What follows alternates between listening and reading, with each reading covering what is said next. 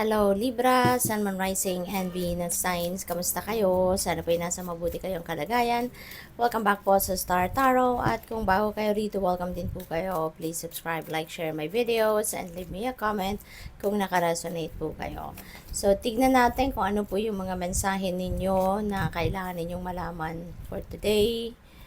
And by the way, Libra, before I start, shout out muna sa ating channel member, yung ating beloved channel member na si at Maria UV3981. Maraming salamat po for being here. Thank you for supporting my channel. So, yung first message ninyo, chain. Sabi dito, chain of events that will affect your life. Ayan, so siguro merong sunod-sunod, ditong mga pangyayaring magaganap sa buhay ninyo na talaga namang makakaapekto sa buhay ninyo, baka maaring makakapagpabago ng course of your life din, At ano yan, parang may chain of events, parang merong domino effect, maaring sa isang parte ng buhay ninyo, isang area ng buhay ninyo, merong changes at hindi lang 'yon, hindi lang 'yun doon sa area na 'yon mararamdaman ninyo ang epekto nito, but also there are other areas of life that will be affected as well, katulad na lamang, let's say for example, sa pera. 'Di ba? Kung kayo ay magkakaroon ng abundance and prosperity, 'di ba? So, lahat ng area of life maaapektuhan nito, 'di ba? Hindi lang yung talagang kaperahan ninyo na makikita ninyo marami kayong pera, makakapag-save kayo, yung gano'n.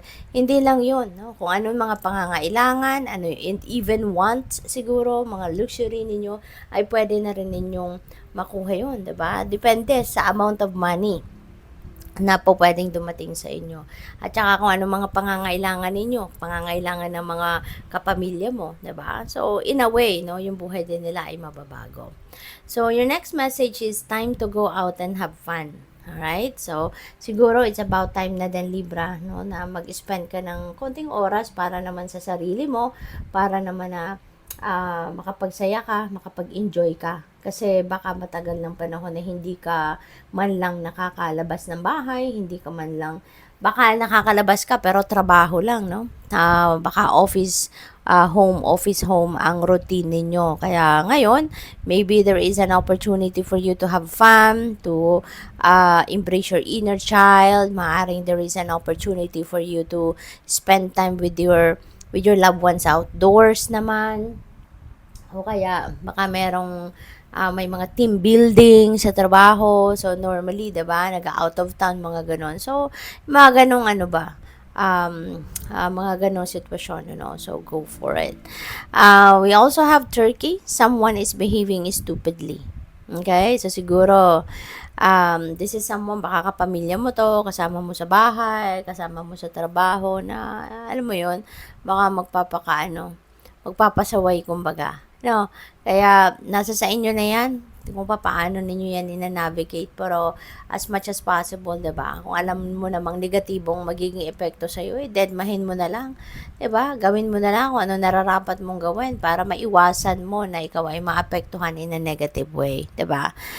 Spiritual love, ito yung next message ninyo. So, possibly, na sa ngayon mararamdaman ninyo yung pagmamahal, pag-aasikaso din, pag-aaruga, concern din sa'yo ng mga tao sa paligid mo. Hindi lang yung kamag-anak mo mismo, asawa mo, kung meron, mga anak mo. Hindi lang ang mga yun, hindi pati rin mga kaibigan ninyo. Siguro ramdam mo, yung importansya mo sa kanila. At saka, yung universe, the universe, maaaring may mga blessings na dadating sa inyo dito, wherein mararamdaman mo talaga na ikay mahal ng Panginoon, ikay mahal ng iyong spirit team. So, your next message is, Arrow, you are on the right path, regarding some aspect of your life. So, maganda tong sa inyo. mensahe para sa inyo kasi baka kayo ay nagtatanong, baka kayo ay may question sa sarili mo or sa Panginoon. Maaaring ikaw ay nagtatanong kung tama ba itong ginagawa ko or tama ba yung path na tinatahak ko sa ngayon. Tama ba? Ito ba yung best para sa akin? Kung ano man yung tinatahak ninyong daan, no? So, maaring may mga katanungan kayo sa kanya at ito yung sagot, no? Na you are on the right path regarding some aspect of your life. And fair man, no? So, you may be dealing or maybe you have a relationship with a man with blonde, gray, or white hair. So, pwedeng meron dugong dugong foreigner, yung ganon. So, pwedeng nasa ibang bansa talaga itong taong ito, or pwedeng nandito, no, sa Pilipinas lang, pwedeng ganon. And maybe you're dealing with this person online, or maybe you're dealing with this person face to face, no? Depende sa inyong sitwasyon. But that could be anyone. Baka asawa mo yan, jowa mo, or naliligaw sa'yo, or manager mo sa trabaho, katrabaho, yung ganun. So, depende. But, yeah, meron kayong mga pakikipag-usap, no? May mga conversations kayong gagawin with this person siguro. Seek out information that will help you, no? Lalo-lalo na kung ikaw ay merong importanteng desisyon na kailangang gawin. So, wag kayong basta-bastang magja-jump into conclusion or magja-jump into a decision na hindi mo man lang napag-isipan, no? Na hindi mo man lang pinag-aralan, na kulang yung kulang yung inyong impormasyon na hawak, diba? So, mas magandang mag-research ka muna, magtanong-tanong ka, magpatulong ka sa iba, gather facts muna, no? Bago kayo mag-desisyon, alright? Para na mas makasiguro ka na tama, no, ang iyong magiging desisyon. We have elephant, a long journey, either physical or mental. So, pwedeng may travel na gagawin ng iba sa inyo at ang travel na to could be physical travel. No, pwedeng kayo ay aalis, mangingibang bansa, siguro may pupuntahan kayo at that could be related to business transactions, pwedeng work-related, pwedeng may mga trainings or seminars siguro kayo na pupuntahan, yung mga ganun ba, no? Kaya good luck sa'yo. Or possible na this is mental travel. Baka meron kayong iniisip, no? Baka yung problema, kung meron kayong problemang sinusolusyonan, maaaring yun ang iniisip ninyo, naglalakbay. Kaya naglalakbay ang isip ninyo na medyo malayo-layo, matagal-tagal because of that, no? So, tingnan natin kung ano ba. We have nest. Sabi dito, an emotionally secure, loving family is important to you. So, siguro family-oriented din kayo, no? Libra. Maybe, din kayo, mapagmahal kayo sa pamilya, pinaprioritize ninyo yung inyong pamilya, mga pangangailangan nila, something like that. Take care. Enemies are working against you. Yan. So, siguro, mga mga rival mo ito, no? Kung kunyari sa trabaho ito, baka ito yung mga ka-competition mo sa posisyon, pwedeng ganun. Pwedeng kapitbahay, Diyos ko sa kapitbahay, diba?